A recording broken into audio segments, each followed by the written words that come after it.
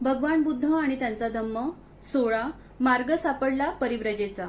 सेनापती म्हणाला, तुमचे म्हणणे मान्य करणे कठीण आहे, कारण जरी तुम्ही देहांताची किंवा देशत्यागाची शिक्षा भोगण्यास स्वेच्छेने तयार झाले तरी ही गोष्ट कोशालाधिपतीस समजणारच आणि तो असाच निष्कर्ष काढील की ही शिक्षा संघानेच दिली आहे आणि त्यामुळे तो संघाला जाब विचारील. सिद्धार्थ गौतम म्हणाले, हीच जर अडचण असेल तर मी एक मार्ग सुचवतो. मी परिव्राजक होतो आणि हा देश सोडून जातो. तो एक प्रकारचा देशत्यागच होय.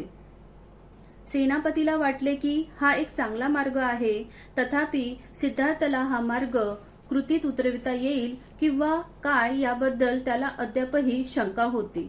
म्हणून सेनापतीने सिद्धार्थाला विचारले, तुमच्या आई वडिलांची आणि पत्नीची संमती घेतल्या वाचून तुम्हाला परिव्राजक कसे होता येईल?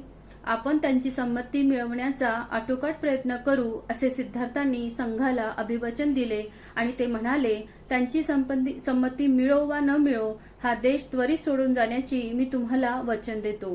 सिद्धार्थांनी सुचवलेला मार्ग हाच या बिकट समस्येतून सुटण्याचा उत्तम मार्ग आहे, असे संघाला वाटले आणि त्याने तो मान्य केला. सभेचे कार्य संपल्यानंतर संघसभा विसर्जित होण्यापूर्वीच एक तरुण शाक्य आपल्या जागेवर उठून उभा राहिला आणि म्हणाला, कृपा करून माझं म्हणणं ऐका. मला काही महत्वाची गोष्ट सांगावयाची आहे. बोलण्याची परवानगी मिळाल्यावर तो म्हणाला, सिद्धार्थ गौतम आपले वचन पाळतील आणि त्वरित देशत्याग करतील याबद्दल मला शंका नाही. तथापि एकच प्रश्न आहे की ज्याच्यामुळे माझे समाधान होत नाही. आता ज्या अर्थी सिद्धार्थ येथून लवकर दृष्टिआड होणार आहे, त्या अर्थी कोलियनविरुद्ध युद्धाची घोषणा ताबडतोब करण्याचा संघाचा विचार आहे काय? या प्रश्नाचा संघाने अधिक विचार करावा अशी माझी इच्छा आहे. काहीही झाले तरी सिद्धार्थ गौतमाच्या देशत्यागाची माहिती कोशलाधिपतीला कळणारच आहे. जर कोलियनविरुद्ध शाक्यांनी इतक्यात युद्ध पुकारले तर कोलियनशी युद्ध करण्याच्या विरुद्ध असल्यामुळेच त्यांना देशत्याग करावा लागला असे कोशलाधिपतीला वाटेल. हे आमच्या दृष्टीने चांगले ठरणार नाही. म्हणून मी पुन्हा सुचवतो की सिद्धार्थ गौतमाचा देशत्याग व कोलियनशी प्रत्यक्ष युद्धाचा प्रारंभ यांच्यात काही काळ जाऊ द्यावा, म्हणजे कोशलाधिपतीला या दोन घटनांमध्ये संबंध जोडण्यास वाव मिळणार नाही. संघाला पटले की ही फारच महत्वाची सूचना होती आणि तत्कालिक निर्णयाच्या दृष्टीने ही सूचना स्वीकारण्याचे संघाने मान्य केले. अशा प्रकारे शाक्य संघाची ही दुःखांत सभा संपली आणि ज्यांचा युद्धाला विरोध होता व तसे सांगण्याचे ज्यांना धैर्य नव्हते अशा अल्पसंख्य सदस्यांनी या भयानक परिणामाच्या आपत्तीतून पार पडल्याबद्दल सुटकेचा निश्वास टाकला. 17. निरोप.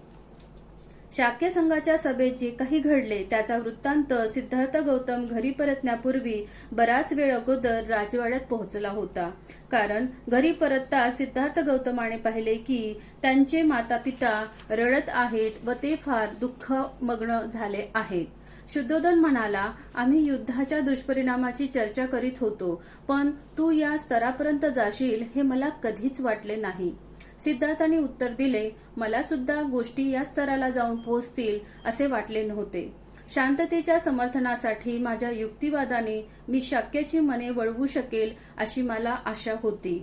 दुर्दैवाने आपल्या सेनाधिकाऱ्याने आपल्या लोकांच्या भावना अशा काही चेतविल्या होत्या की माझ्या म्हणण्याचा त्यांच्यावर काही एक परिणाम झाला नाही. तथापि मी परिस्थितीला अधिक बिघडण्यापासून कसे सावरून धरले हे आपल्या लक्षात आले असेलच. सत्य आणि न्याय यांच्यापासून मी परावृत्त झालो नाही आणि सत्याचा आणि न्यायाचा मी पुरस्कार केल्यामुळे जी काही शिक्षा करण्यात येणार होती ती मी माझ्या स्वतःवरच ओढवून घेण्यात यशस्वी झालो. शुद्धोधनाचे या योगाने समाधान झाले नाही. तो म्हणाला, आमचे काय होणार होते, आमचे काय होणार याचा तू विचार केलाच नाही, पण मी याच कारणामुळे परिव्राजक होण्याचे स्वीकारले. सिद्धार्थाने उत्तर दिले, शाक्यांनी जर तुमची जमीन जप्त करण्याची आज्ञा दिली असती तर त्याचा काय दुष्परिणाम झाला असता याचा तर आपण विचार करा.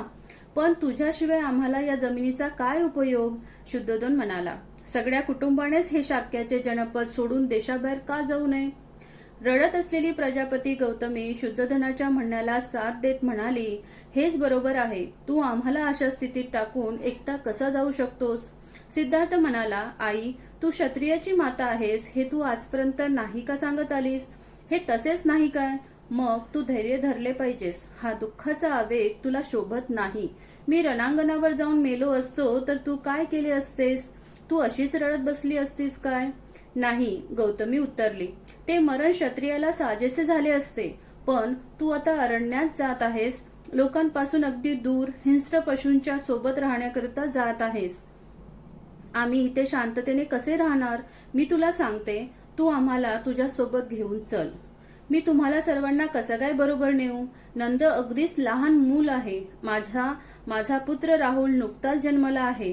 त्यांना इथे ठेवून तू माझ्याबरोबर येऊ शकतेस काय? सिद्धार्थाने गौतमीला विचारले. त्याने गौतमीचे समाधान झाले नाही. तिचे म्हणणे होते की आपण सर्वजण शाक्यांचा देश सोडून कौशलाधिपतीच्या संरक्षणाखाली राहण्याकरिता कौशल देशात जाऊन राहू. पण आई, सर्व शाक्यजन काय म्हणतील? सिद्धार्थाने प्रश्न केला. याला ते देशद्रोह नाही का समजणार? शिवाय माझ्या परिव्रजेचे कारण कौशलाधिपतीला समजेल आणि असे मी वाचेने वा कृतीने काहीही करणार नाही असे मी वचन दिले आहे. मला अरण्यात एकट्यालाच राहावे लागेल ही खरी गोष्ट आहे, पण यात कुठले श्रेयस्कर, अरण्यात राहणे की कोलियांच्या हत्येत सहभागी होणे? पण ही घाई कशाला? शुद्धोधन मध्येच म्हणाला. शाक्य संघाने काही काळ युद्धाचा दिवस स्थगित करण्याचा निर्णय घेतला आहे. कदाचित युद्ध सुरू होणार नाही, मग तू परिव्रजा का स्थगित करू नये? कदाचित तुला शाक्यात राहण्याकरिता संघाकडून अनुज्ञा मिळण्याचीही शक्यता आहे. सिद्धार्थाला ही कल्पना अजिबात रुचली नाही. ते म्हणाले, मी परिव्रजा घेण्याचे वचन दिल्यामुळेच तर संघाने कोलियाच्या विरुद्ध युद्ध करण्याचे स्थगित केले आहे. मी परिव्रजा घेतल्यानंतर युद्धाची घोषणा मागे घेण्यास संघाला उद्युक्त करणे शक्य आहे. हे सर्व मी प्रथम परिव्रजा घेण्यावर अवलंबून आहे. मी वचन दिले आहे आणि ते मी पुरे केलेच पाहिजे. वचनभंगाचे परिणाम आपणाला व शांततेच्या पक्षाला दोघांनाही भयानक ठरतील. आई, आता माझ्या मार्गात आड येऊ नकोस. मला आज्ञा दे आणि तुझे आशीर्वाद दे. जे घडत आहे ते चांगल्यासाठीच घडत आहे. गौतमी व शुद्धोधन मौन राहिले. सिद्धार्थ यशोधरेच्या महालात गेले. तिला पाहून ते स्तब्ध उभे राहिले. काय बोलावे व कसे बोलावे हे त्यांना सुचेनासे झाले. यशोधरेने स्तब्धता भंग केली आणि ती म्हणाली, कपिलवस्तू येथे संघाच्या सभेत काय घडले ते सर्व मला समजले आहे. सिद्धार्थाने विचारले, यशोधरे, मला सांग, परिव्रजा घेण्याच्या माझ्या निश्चयाबद्दल तुला काय वाटते? त्याला वाटले की ती मूर्छित होऊन पडेल, पण तसे काही झाले नाही. आपल्या भावनांवर संपूर्णपणे नियंत्रण ठेवून ती उत्तरली, मी आपल्या जागी असते तरी आणखी दुसरे काय करू शकले असते? कोलिया विरुद्ध युद्ध करण्याच्या कामी मी निश्चितचपणे भागीदारीन झाले नसते. आपला निर्णय हा योग्य निर्णय आहे. माझी आपणाला अनुमती आहे आणि पाठिंबाही आहे. मी सुद्धा आपल्याबरोबर परिव्रजा घेतली असती. मी परिव्रजा घेत नाही याचे एकच कारण, मला राहुलचे संगोपन करावयाचे आहे. असे झाले नसते तर फार बरे झाले असते, पण आपण धीट आणि शूर बनून प्राप्त परिस्थितीला तोंड दिले पाहिजे. आपल्या मातापित्यांविषयी व आपल्या पुत्राविषयी आपण मुळीच काळजी करू नका. माझ्या शरीरात प्राण असेपर्यंत मी त्यांचे संगोपन करील. ज्या अर्थी आपल्या जवळच्या प्रियजनांना सोडून आपण परिव्राजक होत आहात, त्या अर्थी आपण असा एक नवीन जीवन मार्ग शोधून काढावा की जो सकल मानवजातीला कल्याणकारी ठरेल. केवळ हीच एक माझी इच्छा आहे. याचा सिद्धार्थ गौतमावर फार मोठा प्रभाव पडला.